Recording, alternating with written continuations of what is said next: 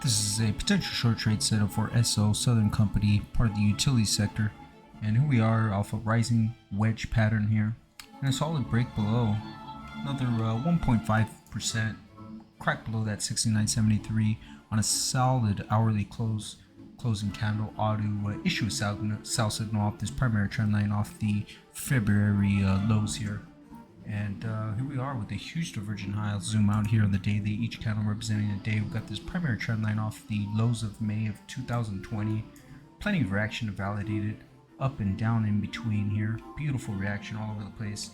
And again, a sell signal, and a crack below this primary trend line. Auto issue sell signal. And a huge divergent high with negative and bearish divergences potentially starting to develop on all three indicators. And a solid crack below that would confirm those negative divergences and put them in. And these would be my first targets here. 69.26 price support for minus 0.3% drop.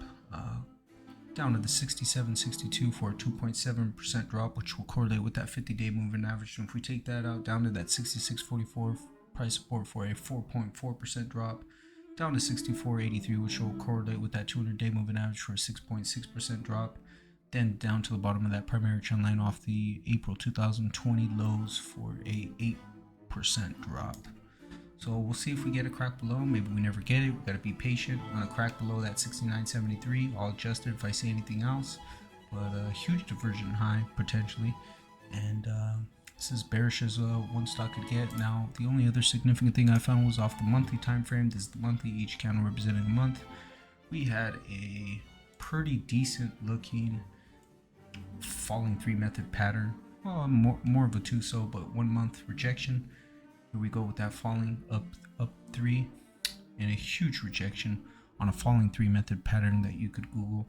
And ever since that pattern, bearish continuation pattern, had been put in, we have just huge moves off the 1 month in a very volatile looking stock here. And here we are again. This is where you want to buy the rips, and then you want to sell the dips right at support. Buy at resistance and or a break of the trend line, and then you sell right at support. So we'll see if we get it.